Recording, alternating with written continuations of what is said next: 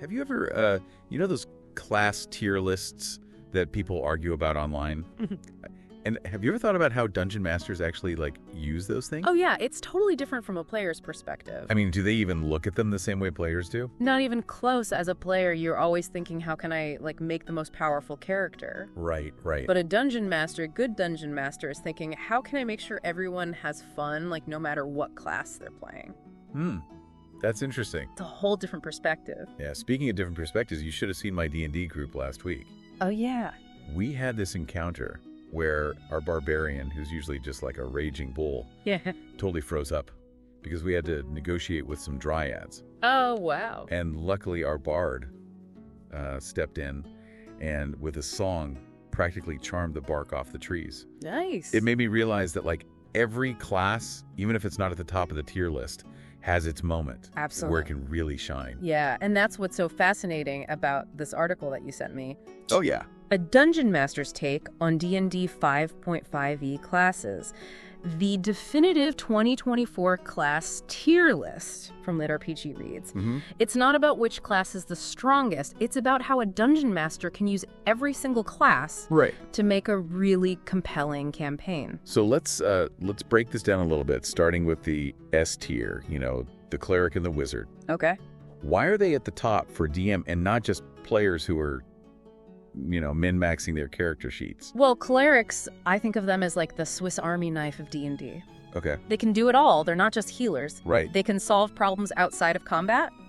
Imagine a plague is ravaging a town. A cleric could be the hero there. Yeah. Using their divine powers to heal the sick and stop the spread. Right. It's a chance for the player to be a true savior. Interesting. So it's more than just being a combat medic. Exactly. Okay, so what about wizards? The article talks about how they're masters of magic, but that seems kind of obvious. Yeah. What's the DM's perspective on that?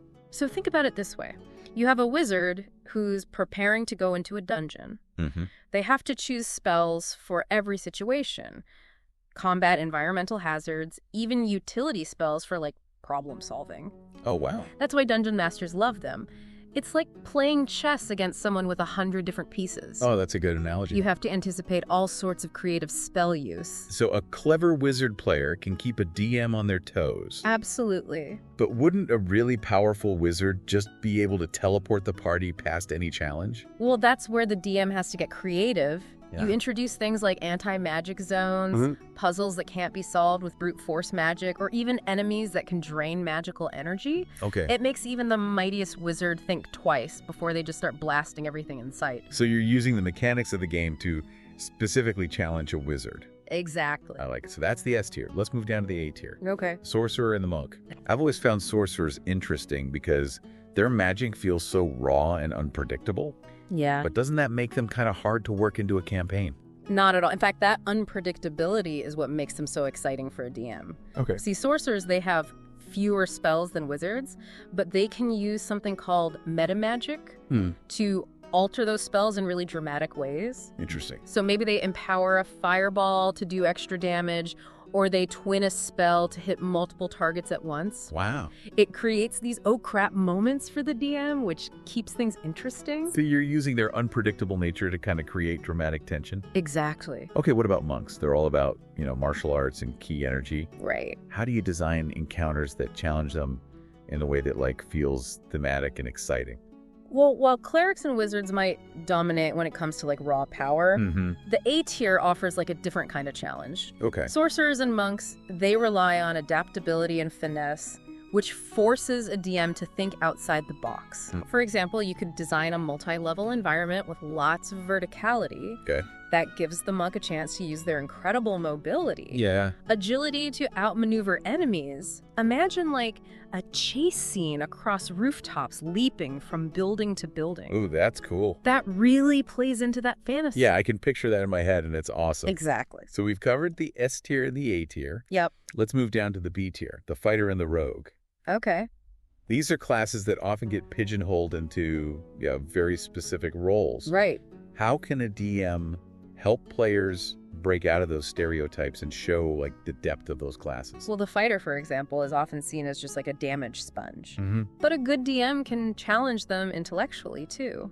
Think about an enemy with different weak points that need to be exploited in the specific order. Okay. Or maybe a scenario where the terrain itself is like a weapon that the fighter needs to master. So it's not just about hitting things hard. It's about knowing how and when to hit things hard. That's interesting. What about rogues? They're all about stealth and deception, but how do you make that fun and engaging beyond just, picking locks and hiding in shadows? Well, with rogues, it's all about giving them those opportunities to be clever and resourceful.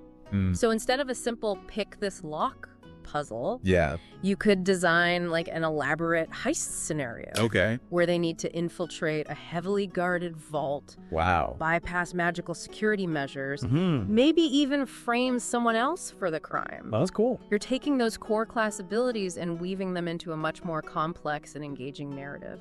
I like it. All right. We're making our way down the list. So next up is the C tier. All right. The Paladin and the Ranger. Okay. The article mentions that these classes are a bit more situational.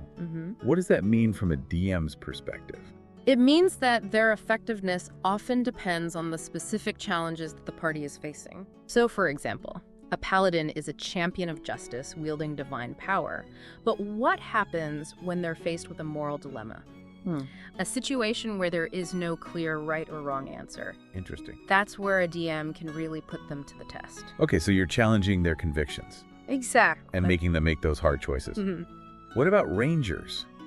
The article calls them terrain specialists, but wouldn't that limit them in a campaign that has, diverse environments? Not necessarily. A skilled DM can turn any environment into a ranger's playground. Okay. So instead of just giving them bonuses in forests, you could design encounters that test their adaptability and resourcefulness.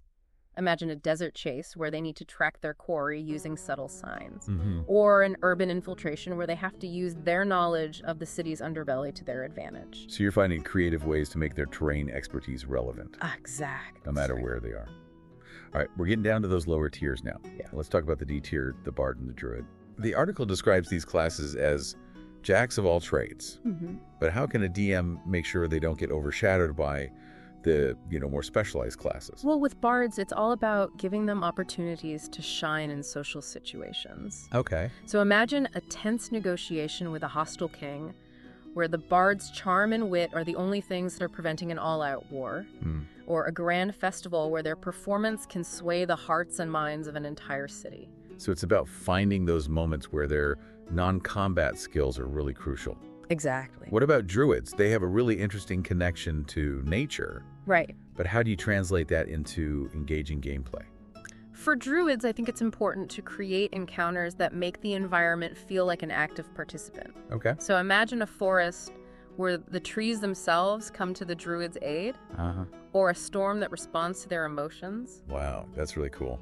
All right, we're down to our final tier now. All right. The E tier, the Barbarian, and the Warlock. These classes sometimes get a bad rap for being one-dimensional. Yeah. How can a DM, breathe some life into these classes and give the players a truly memorable experience? Let's start with barbarians. They're often seen as just these rage monsters, but they can be so much more than that. Okay. Imagine a barbarian who's sworn an oath to protect a sacred grove, or one who's haunted by visions of a lost civilization. So it's about giving them depth beyond just hitting things really hard. Exactly. What about warlocks? They have this really cool concept with their packs and patrons. Right. But how do you make that feel meaningful, beyond just giving them some extra spells? A warlock's patron should be a constant presence in their life, influencing their actions, shaping their destiny. Maybe the patron sets them a series of increasingly difficult tasks, or whispers dark secrets into their dreams. Ooh, that's a good one. It's like playing a character in a dark fantasy novel, Yeah. where their fate is intertwined with these powerful, often sinister forces. That sounds like a really compelling narrative hook. Absolutely. Yeah, it's like the patron is always lurking over their shoulder like a constant reminder of the price of power. So we've talked about creating a compelling narrative for each class, even those that are, considered lower tier. But what about the mechanics of the game? Right. How can a DM use encounters to challenge each tier effectively? Let's take those S-tier spellcasters, for example. Okay. The clerics and the wizards. They can be a real headache for a DM if you're not careful. Oh, yeah. They have an answer for almost everything. So how do you create a challenge that doesn't feel unfair? or make the other players feel useless? Resource management is key. Okay. You design a dungeon crawl with very limited opportunities for rest. Force them to be really careful with their spells and abilities. Okay. Or introduce enemies that can drain their magical energy, Interesting. turning their greatest strength into a weakness. That's devious. I love it. It forces them to think strategically, not just rely on their spellbook as a crutch. Okay, so what about those A-tier classes like the sorcerer and the monk? How do you keep them on their toes? Sorcerers, they thrive on adaptability. Okay. So throw curveballs at them. Introduce scenarios where those signature metamagic options are less effective. Okay. Maybe a creature that absorbs fire damage, making their empowered fireball useless. Oh, wow. So they have to think outside the box. Exactly. What about monks? How do you design a challenge that really tests their martial arts prowess? Monks excel in close quarters combat, Right. using their mobility and key abilities to control the battlefield. So create environments that disrupt that flow. Okay. A narrow, winding passage filled with traps where they can't maneuver easily, or a fight against multiple ranged opponents who keep their distance. Okay, so you're turning their strength into a weakness, basically. Exactly. All right, let's talk about the B tier. Now, the fighter and the rogue. Okay. They're often considered the most straightforward classes. How can a DM create encounters that really highlight their unique strengths and prevent them from feeling like just another damage dealer or skill monkey? For fighters, it's about creating encounters that reward mastery of combat tactics and weapon skills. Okay. Think of a multi-stage boss fight where each stage requires a different fighting style, or an enemy with unique defenses that can only be overcome by specific weapon types. So it's not just about swinging the sword, it's about knowing how to swing it and when. Exactly. Okay, what about rogues? How do you challenge them in a way that goes beyond just picking locks and finding traps? Rogues, they thrive on information and opportunity. Design encounters that reward their ability to gather intel, exploit weaknesses, and strike at the most opportune moment. Okay. Think political intrigue where they need to uncover a conspiracy, or a heist where they need to carefully plan their every move. So it's about giving them a chance to be the mastermind behind the scenes, not just the guy who sneaks in through the back door. All right, let's move on to the C tier, the paladin and the ranger. Okay. The article highlights how situational these classes can be. Right. How can a DM create scenarios that play to their strengths and give them their time to shine? Paladins are driven by their oaths and their unwavering sense of justice. Okay. So create dilemmas that test those convictions. Okay. A corrupt official they must bring to justice, even if it means defying authority. Interesting. Or an innocent accused of a crime they must defend even if it makes them enemies. So you're creating conflict Exactly. between their duty and the greater good, forcing them to make those hard choices. Exactly. Well, what about rangers? How do you showcase their expertise beyond just giving them a knowledge bonus in their favored terrain? Rangers are masters of their environment. Okay. So make that environment work for them. A chase through a dense forest where they can use natural camouflage and their tracking skills. Or a fight against a monstrous beast that's terrorizing their homeland. Okay. A place they know like the back of their hand? Okay, so you're really playing to their strengths. Exactly. All right, let's talk about the D tier now, the Bard and the Druid. Okay. These classes are known for their versatility. Right. But that can sometimes feel like a jack-of-all-trades, master-of-none situation. Yeah. How can a DM make sure they feel powerful and impactful in their own right? For bards, it's about giving them opportunities to use their skills beyond combat. Imagine a diplomatic mission where their charm and eloquence can sway a king, or a haunted city where their music can soothe restless spirits. So it's about showcasing that unique blend of magic and artistry that they have. Exactly. Allowing them to shape the narrative in ways that other classes can't. Exactly. What about druids? How can a DM tap into that deep connection to nature to create truly memorable encounters? Think about scenarios where nature itself becomes a character. Okay. A forest that fights back against invaders, led by a powerful druid. Or a natural disaster they must calm, using their knowledge of the elements and the spirits of the land. So they're not just a part of the environment. They are interacting with it and shaping it. Exactly. All right, we're down to our last tier, the E tier, with the barbarian and the warlock. Okay. These classes can sometimes feel overshadowed by the flashier classes. Right. How can a DM ensure they have those moments of awesome and they feel like an integral part of the party. For barbarians, it's about tapping into that primal rage. Okay. And giving them moments where they truly unleash their fury.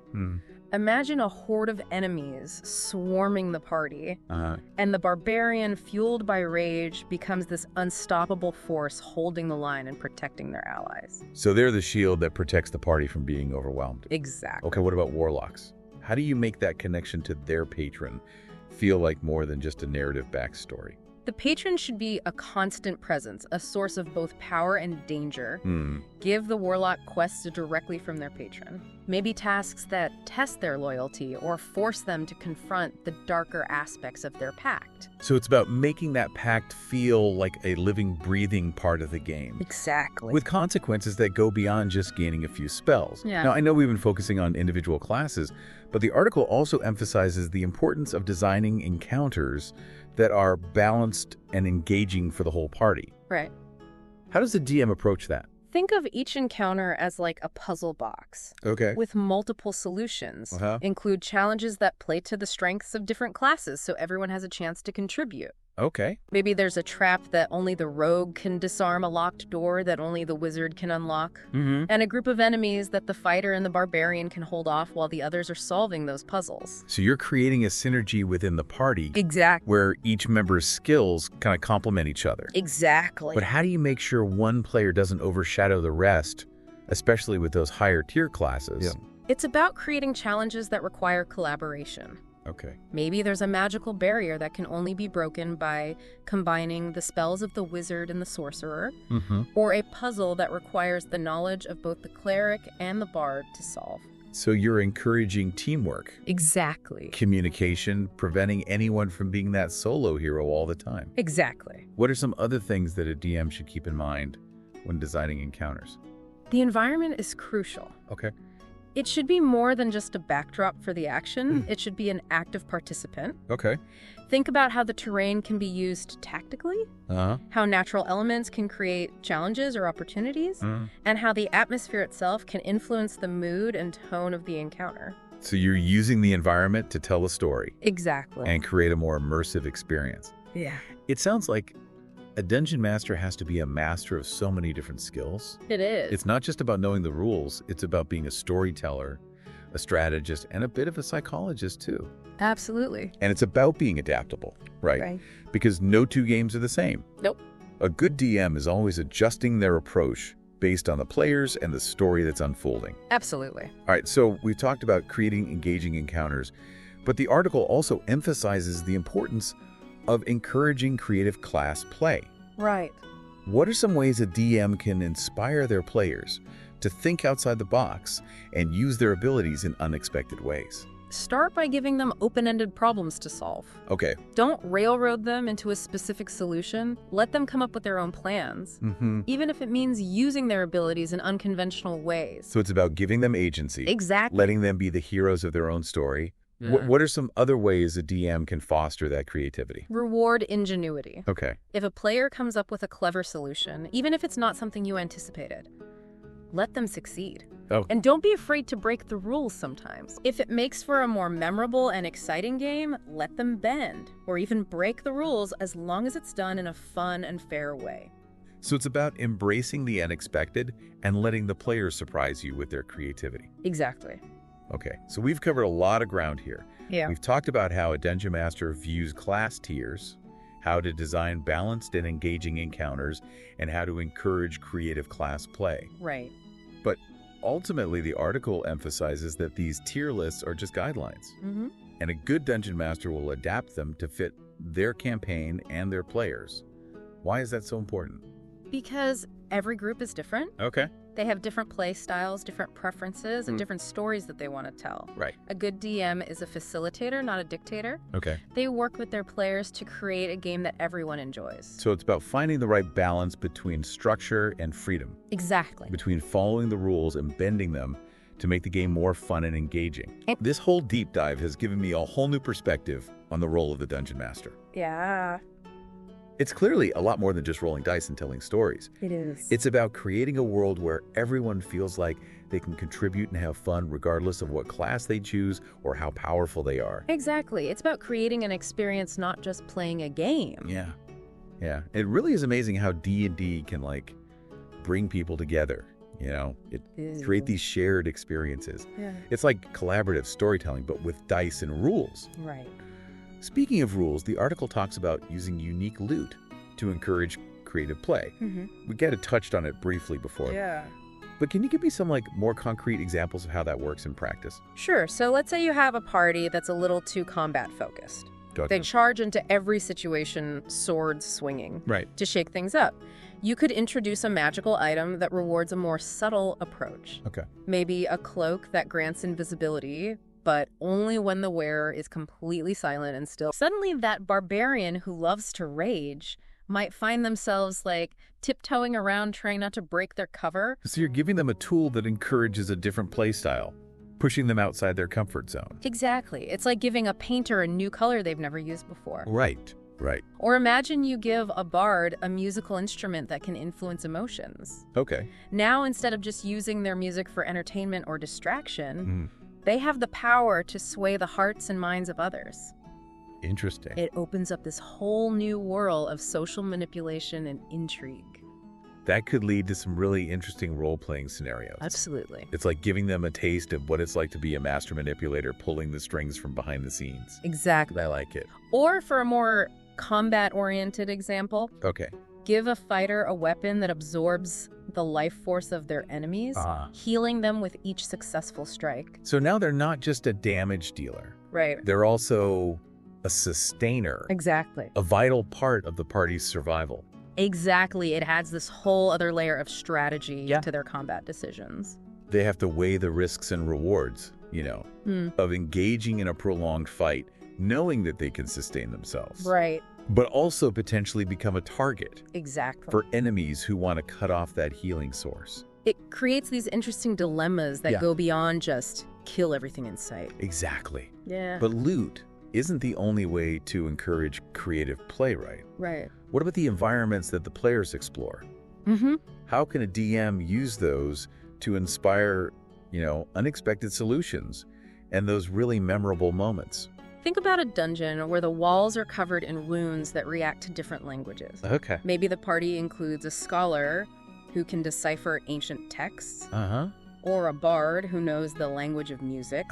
Suddenly, that seemingly mundane knowledge becomes a key to unlocking the secrets of the dungeon. So you're turning the environment into a puzzle to be solved, rewarding players for their unique knowledge and skills. What are some other examples? Imagine a city built on the back of a giant slumbering turtle. What? The city shifts and moves as the turtle breathes, Wow. creating these constantly changing streets and unpredictable hazards. So they have to be aware of their surroundings. Constantly, yeah, it forces them to think on their feet and adapt to this ever-changing landscape. It's like playing D&D on a moving platform. Exactly. That's so cool. Or consider a forest where the trees are sentient Okay. and they communicate through telepathy. Wow. So to navigate this forest, the party needs to learn to understand the language of the trees, perhaps with the help of a druid who can speak to plants. Interesting. It creates this sense of wonder and mystery and invites the players to engage with the environment on a deeper level. Yeah, it's almost like you're creating a whole new culture within the game world with its own language and customs and ways of interacting. Right. It adds a layer of depth and complexity.